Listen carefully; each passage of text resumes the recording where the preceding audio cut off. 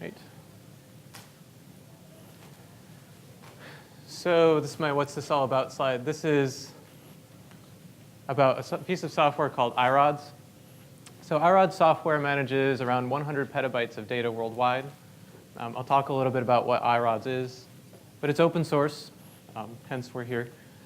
And it started out as a sponsored research project at the University of California at San Diego. And now it is managed by a group called the Irods Consortium. So this talk is about what iRods is, how and why the Irods Consortium came to be, how the consortium works, some lessons learned and challenges. This talk is also about 30 minutes long. So you see probably at the bottom here that it says 67 slides. Don't be afraid by that. Should be about 30 minutes long, and we'll have some time for some questions and discussion. But first, let me say, I am not a software developer, so I'm the market development manager for the iRods Consortium. I do some application engineering, but most of the heavy lifting, the real work is done by our development team. So the iRods Consortium is based at RENCI. It stands for the Renaissance Computing Institute. RENCI is a center at the University of North Carolina at Chapel Hill. The way to think about it, the way I usually explain it is RENCI is like an applied computer science center, computer science research center. And we partner up with other departments at UNC and really other researchers throughout the world and basically enhance their grant proposals to make them more fundable and then continue to work with them to make their grant proposals or the grants that they receive successful. So the technology that I'm talking about, and I won't talk about iRods in extreme depth today. This is more about the consortium. But iRods itself is open source middleware, and we call these the 4 pillars of iRods. The 4 major functions that iRods implements are data discovery, workflow automation, secure collaboration, and data virtualization. So what do I mean by that? iRods middleware sits between the user and administrator and the file system. So consider iRods to be like a virtualization layer. Data discovery means that iRods gives you the capability to attach metadata to files that are stored in iRods. Workflow automation, iRods acts like an Uber cron D. So whereas cron will let you schedule actions to take place at certain times, iRods will let you schedule actions to take place based on certain activities that are happening with a file, or with a user, or with any data that iRods is privy to. You can pretty much trigger an action to occur on any condition. Secure collaboration means that we consolidate access and control to data sets across different sites without having to give up the keys to the kingdom. And data virtualization means, give me one sec. Hey, Brand, do you have your adapter? Thinking that it just can't quite drive this cable length.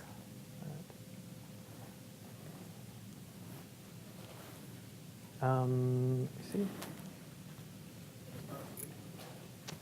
say? No, the computer's awake.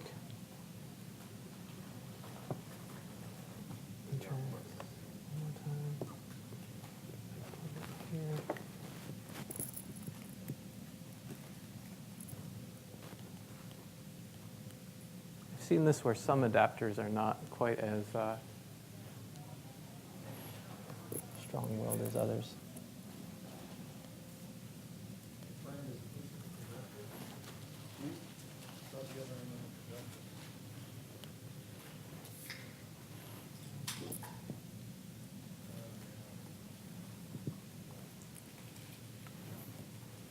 So while we're trying to figure this out, does anybody here have any experience with iRods or a similar system?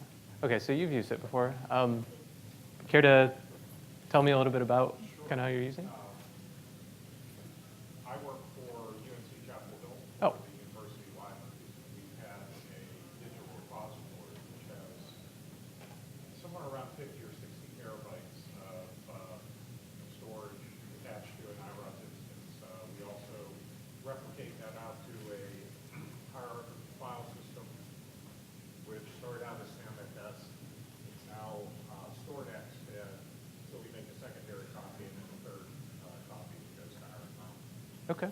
We also did a consortium project that brought up data grid with RENCI, Duke, and NC State, and RENCI was part of that too. I did kind of proof of concept for scientific data sharing. For our repository, iRods is just a storage layer. So we, you know, if Analog. you use a lot of the rule base underneath or the checks that for replication. Yeah. But up above that, we're using the Fedora Commons metadata manager. Okay. Keep track of all of that. So we have several projects on Interesting. iRods that they've been running about 5 years now. Okay. And it's gone through several iterations. And frankly, the quality of the software has improved greatly over the last several years. Oh, thank you. Really good. Oh, this is much better. Thank you. Thanks very much, particularly for keeping everybody entertained while I'm doing this. There we go. And sorry, I didn't catch your name. Sorry. I'm Dave Kohler. I'm the head of IT infrastructure for the University Libraries. So as Dave mentioned, you know, a lot of people who are using iRods aren't using all 4 of these, what I call the pillars. They're making heavy use of, you know, 1 or 2 of them, and then occasional use of some of the others, and that's okay, because we're open source. You know, we're happy to act as a coordinating technology with other technologies. Just real quick, what I meant by data virtualization is that all of your storage resources can be accessible and manageable from a single namespace. So if you have, say, Isilon-based storage, you have data that's stored in Amazon S3, you can access them all through the same interface and apply the same control policies to that data.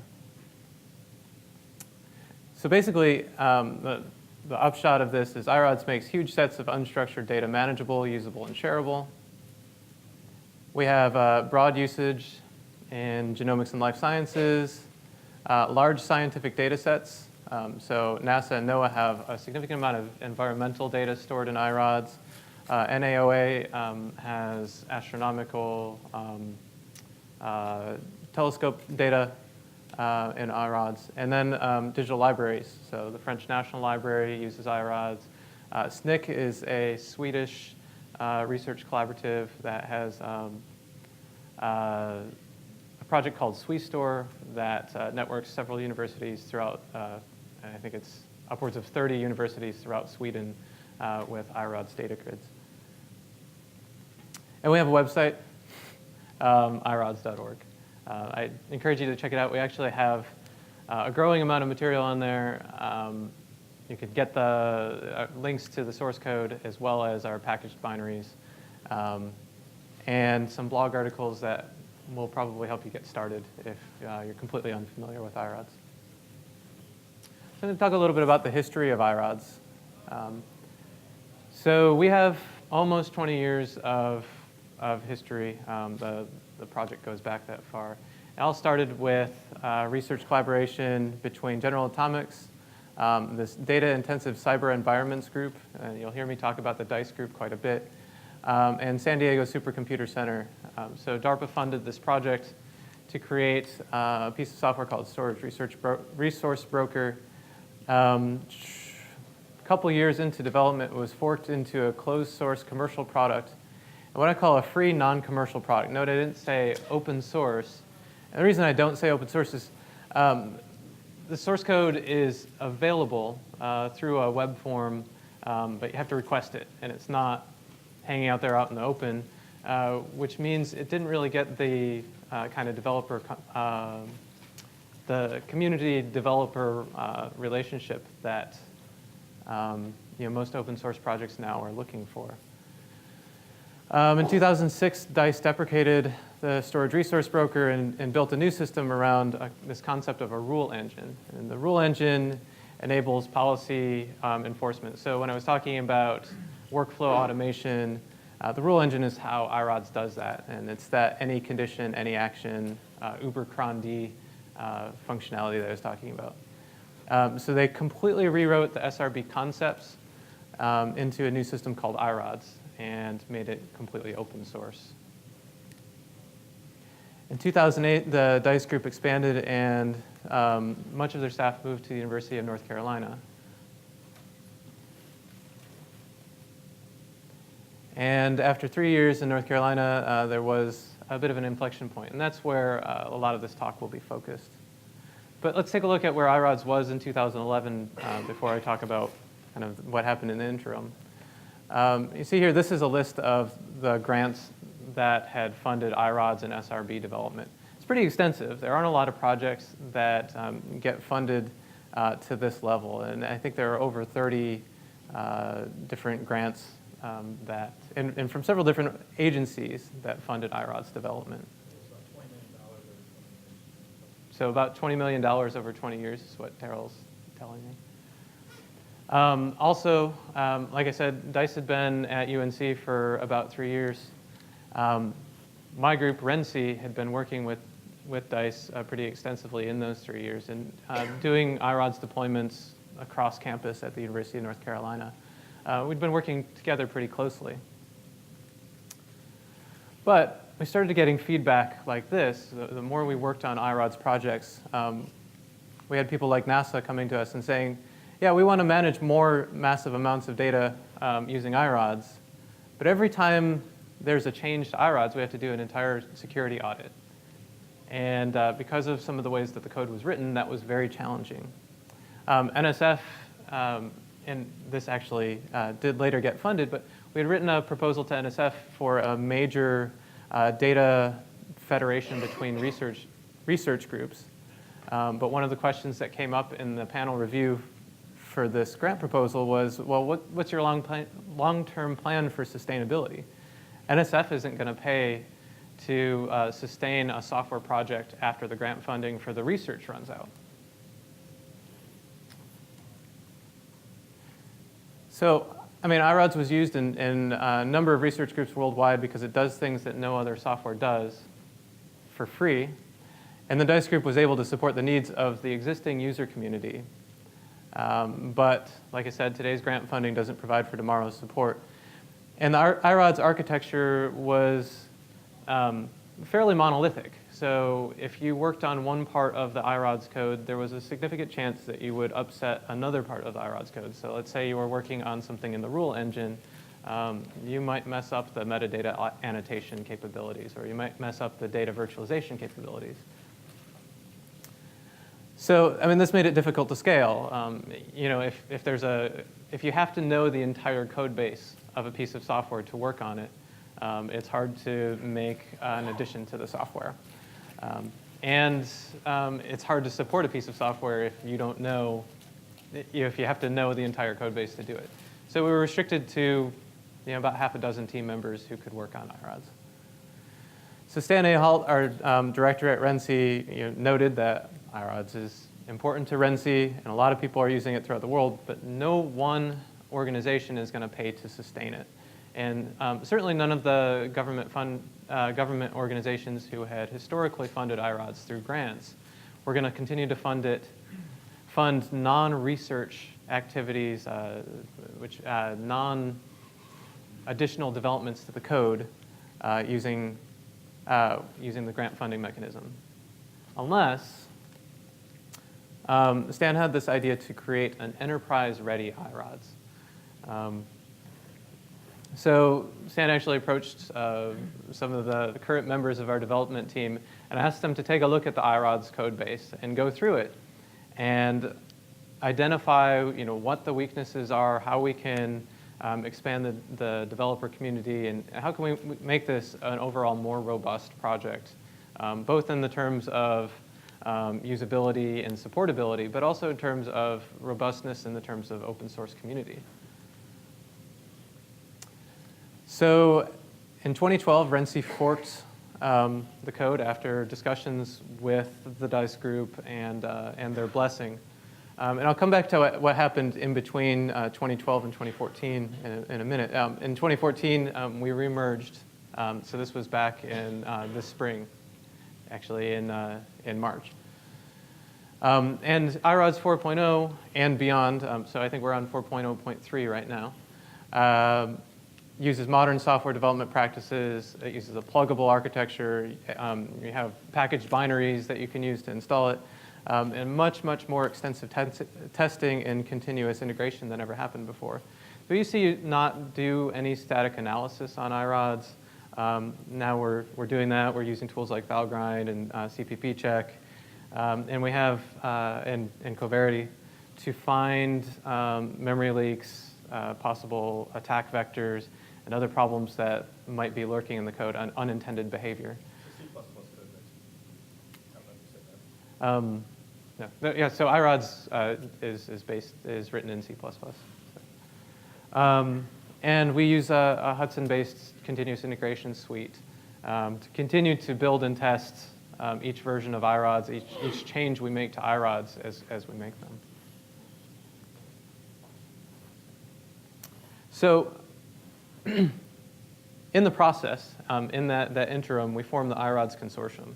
And the way this happened, we had a discussion with I'll call them major stakeholders. So every time you see major stakeholder, it's in caps here.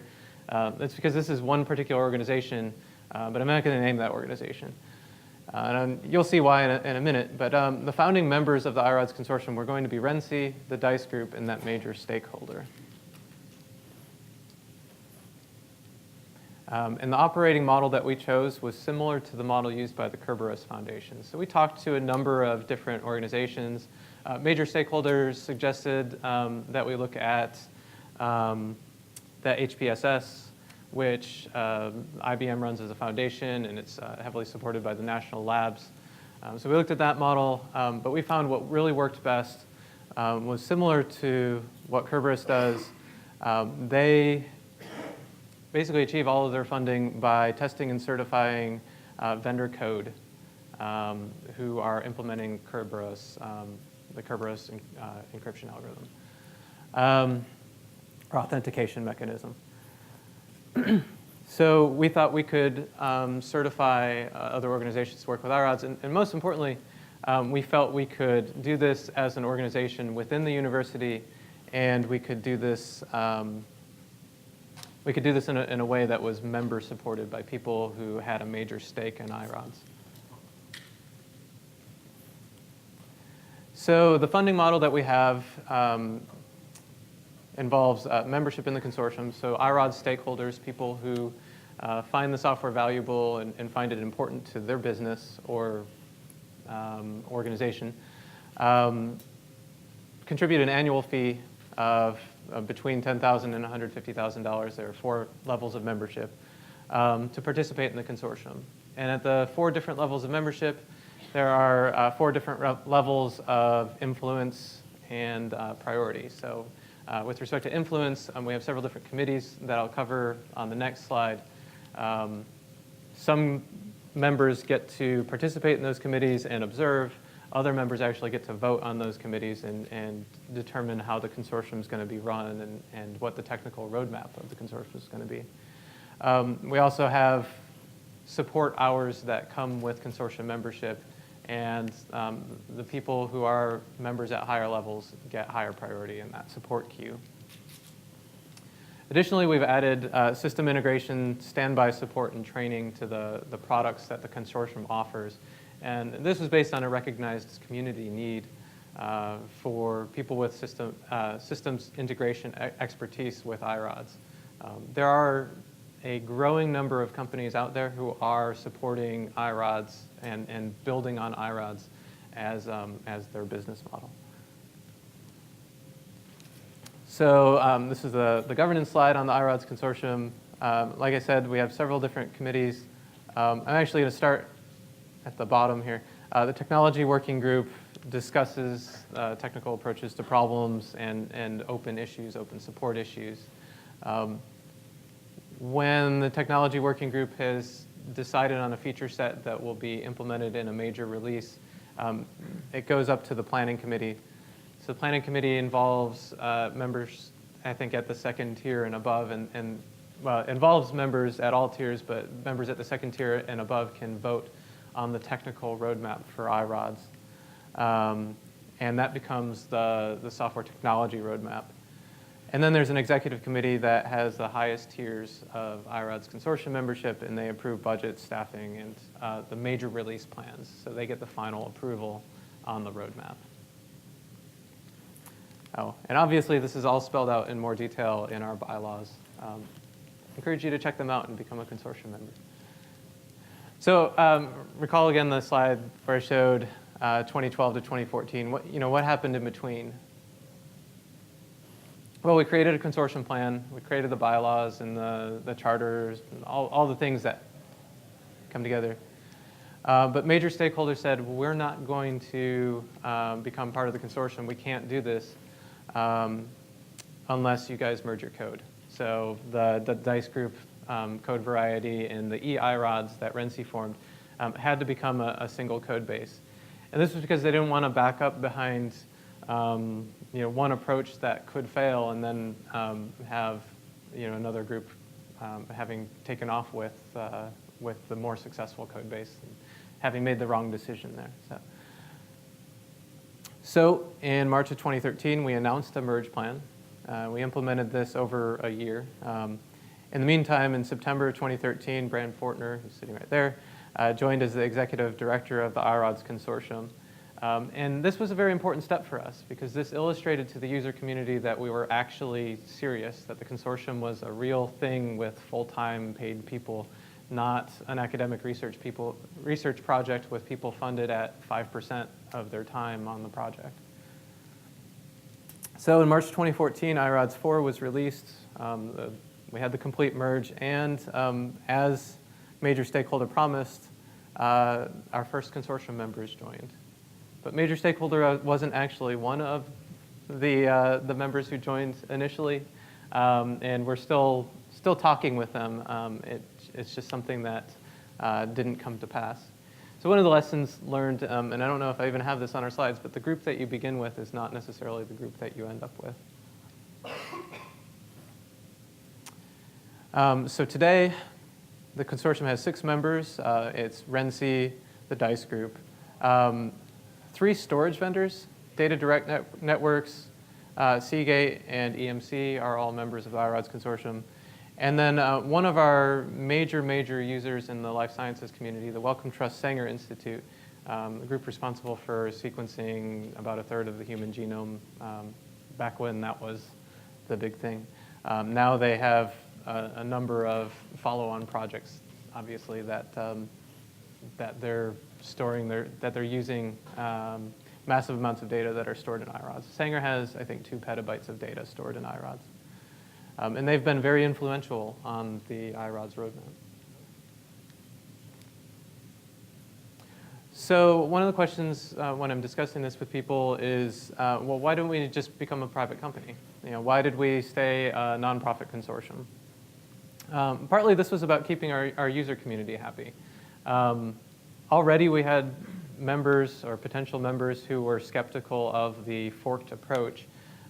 We didn't want to rub them the wrong way by becoming a for-profit company or even a nonprofit company and really concern them even more. I have probably the next couple points. I'll talk about staying with the university. Staying with the university was important because it gave us legitimacy when we were saying that we were going to stay stable. Like I say here, the escape velocity for spinning out of the university is pretty high. There's a lot of work and a lot of risk involved. We have to convince a lot of lawyers that the intellectual property should be released to the spin-out company. We have to convince a lot of other people that we have a strong business model. And not to mention, we have to convince our customers that we're going to be around 5 years from now. That's a lot easier to do if we're in the university. Also, there's a high value to being co-located with one of our major users, and that is RENCI. So we have a lot of collaboration with the rest of RENCI and with the rest of the university community. There's a lot of access provided by being part of an organization like that. And like I said, the longevity afforded by an association with a university. So Terrell brought up a point earlier when we were talking about this. If you think about two types of organizations that have existed longer than any other type of organization, you've got churches and universities. I can't think of any other institution that has held up as long as those types of institutions. And we couldn't find a church that would buy us. So lessons learned along the way. Don't underestimate how long this will take. And particularly within a university, staying with the university was slow. We had to talk with a lot of lawyers, but it was relatively low risk, and that was important to us. And then convincing the community that the I Rods Consortium is something that has legs, that it's something that needed to be done, and that our code base was strong took a lot of time as well. So I stole this point from a slide deck that I saw last week. It's difficult to change what you're doing at the same time as how you're doing it. So we were rewriting the technology for I Rods at the same time that we were rewriting how I Rods was maintained. It was really difficult. I would highly suggest if somebody in the audience here is going to go out and do this, that you pick what's most important first and do that. Don't change your technology at the same time that you're changing your technical or your non-technical approach. Along with that, think clearly and thoroughly about what your objectives are. We are not looking at an imminent IPO. We're not looking to make a highly profitable business here. We're looking to take a piece of software that's very important to a lot of people, expand its usage, and keep it sustainable for the future. Structure matters. The structure of the consortium matters.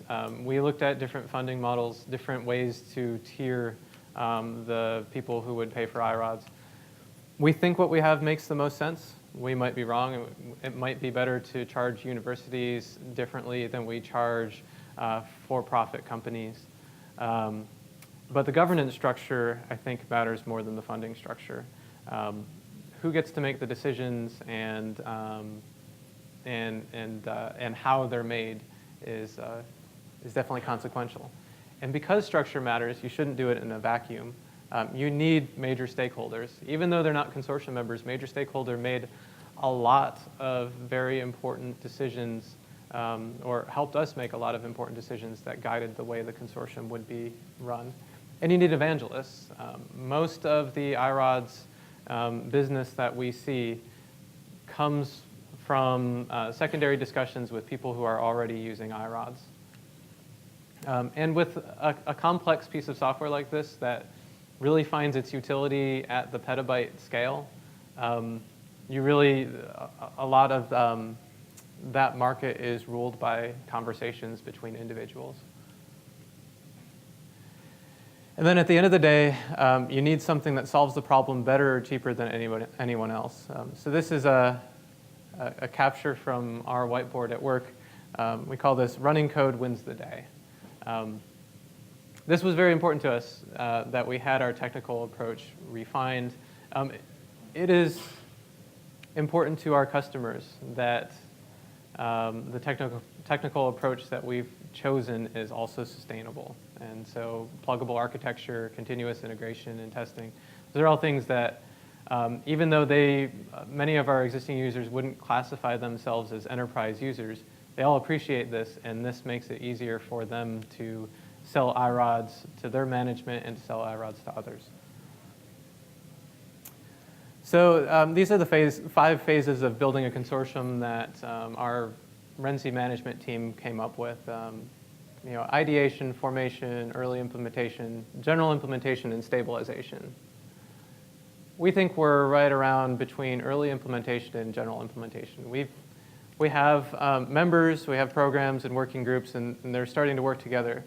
They're not quite running the consortium. There's still a lot of effort that RENCI is putting in to make sure that the consortium runs smoothly. What we'd love to see is for the community to continue to take more and more of an active role. I think that will happen as we gain more and more consortium members, as the code gets easier and easier to work with.